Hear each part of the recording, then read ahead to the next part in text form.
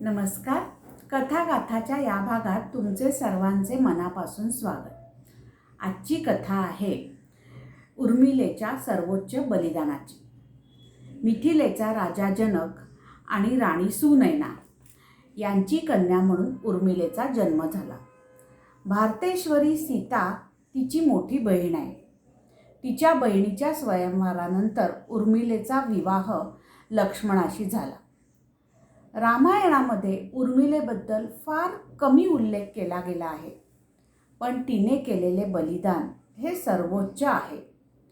जेव्हा प्रभू राम आणि सीता माता वनवासात जावयास निघाले, तेव्हा लक्ष्मणाला देखील त्यांच्याबरोबर वनवासात जायची इच्छा होती. पण लक्ष्मणाने माता सुमित्रेकडे जायची अनुमती मागितली. त्याने सुमित्रा मातेला विचारले की आम्ही अयोध्येत राहावे की वनवासात जावे. त्यावेळी सुमित्रा माता म्हणाली, जो पै सिमया राम बनू जाही, अवध तुम्हारा काजू कछु नाही.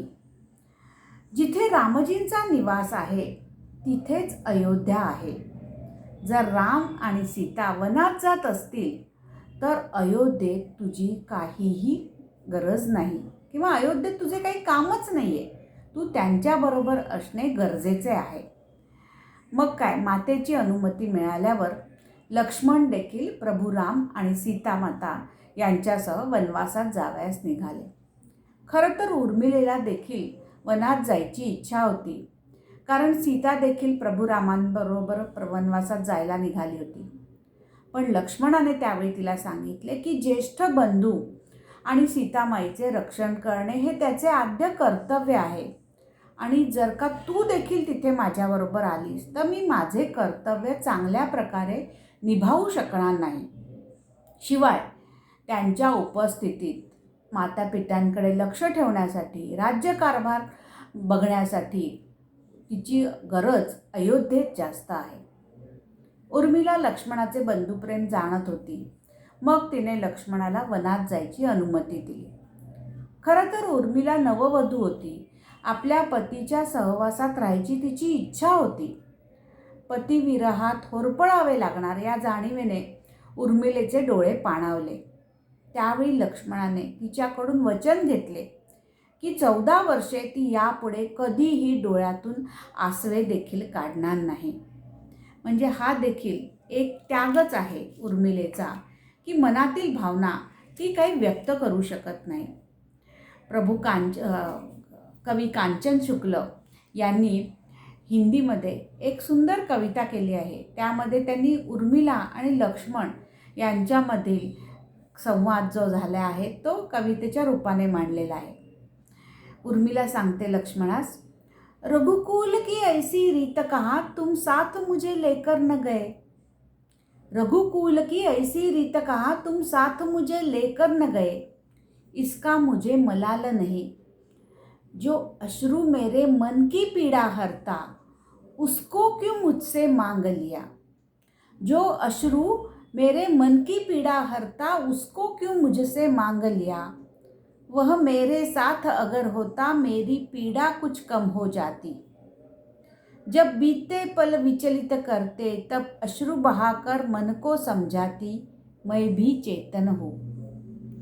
इसका रहता एहसास मुझे, इसका रहता एहसास मुझे. तुमने मेरे अश्रु को छीन लिया, मुझको पाषाण बना डाला. इन 14 वर्षों में मैंने शीलावन पीड़ा झेली. इन 14 वर्षों में मैंने शीलावन पीड़ा झेली. अश्रु अगर होते मेरे, मैं भी मानव सा जी लेती. अश्रु अगर होते मेरे, मैं भी मानव सा जी लेती. तर उर्मिला 14 वर्ष आपल्या मनातल्या भावना लोकांसमोर किंवा स्वतःच्या भावना व्यक्त करू शकली नाही. रामकथेत असे सांगितले जाते की वनवासाच्या पहिल्या रात्री लक्ष्मण पहारा देत जागे राहिले होते. श्रीराम आणि माता सीता गाढ निद्रेत होते. त्यावेळी तिथे निद्रादेवी प्रकट झाली. तेव्हा लक्ष्मणाने तिच्याकडे प्रार्थना केली की 14 वर्ष आम्हा झोप येऊ देऊ नकोस. निद्रादेवीने लक्ष्मणाला विचारले की 14 वर्षे तू झोपल्याशिवाय कसा राहणार. कोणत्याही प्राणीमात्र झोपल्याशिवाय जिवंत राहू शकत नाही. प्रत्येक सजीवाला झोप ही अनिवार्य आहे. मग लक्ष्मणाने तिला सांगितले की या भीषण जंगलामध्ये जंगली श्वापदांपासून, असुरांपासून प्रभू राम आणि सीतामाई यांचे रक्षण करणे हे माझे आद्य कर्तव्य आहे. आणि जर का मी झोप घेतली तर या कार्यामध्ये, या सेवा कार्यामध्ये बाधा येईल. त्यावेळी निद्रादेवीने त्याला सांगितले की 14 वर्षासाठी तुझी झोप जर इतर कोणी घेण्यास तयार असेल तरच मात्र हे शक्य आहे. लक्ष्मणाने त्याची निद्रा उर्मिलेस देण्यास सांगितले आणि म्हणून उर्मिला ही 14 वर्ष झोपून येते. आता आपल्या मनात असा प्रश्न येऊ शकतो की जर का लक्ष्मणाने तिला मातापित्यांची सेवा करण्यासाठी, राज्यकारभार बघण्यासाठी अयोध्येत ठेवले होते, मग ती झोपून राहिली असताना हे कर्तव्य कसे निभावणे शक्य होते? तर सीतामातेने उर्मिलेस एक वर दिला होता की एका वेळी 3 कामे ती करू शकेल. त्यामुळे मातापित्यांची सेवा आणि राज्याची देखभालही ती 14 वर्ष करू शकली. प्रभू रामांसाठी लक्ष्मण 14 वर्षे जागा होता, तर उर्मिला 14 वर्षे लक्ष्मणासाठी राजभवनात झोपून होती. 14 वर्षांचा वनवास संपून आल्यानंतर ज्यावेळी प्रभू रामांचा राज्याभिषेक होणार होता, श्रीराम अयोध्येत येताच लक्ष्मण जोरजोरात हसायला सुरुवात केली. लोकांनी त्यांना त्यांच्या हसण्याचे कारण विचारले. तेव्हा त्याने म्हटले की ज्या क्षणाची मी इतकी वर्षे आतुरतेने वाट बघत होतो तो आता आलाय, पण मी या क्षणाचा साक्षीदार होऊ शकणार नाही, कारण आज निद्रादेवीला दिलेले वचन पूर्ण करावे लागणार आहे. निद्रादेवीच्या वरदानानुसार ते जेव्हा अयोध्येत पोचणार होते त्यावेळी उर्मिलेची झोप तुटणार होती आणि लक्ष्मणाला झोपावे लागणार होते.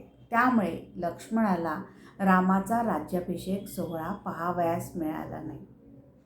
अशा या उर्मिलेचे महान चरित्र, स्नेह आणि त्यागाची चर्चा रामायणात कायम दुर्लक्षित राहिली.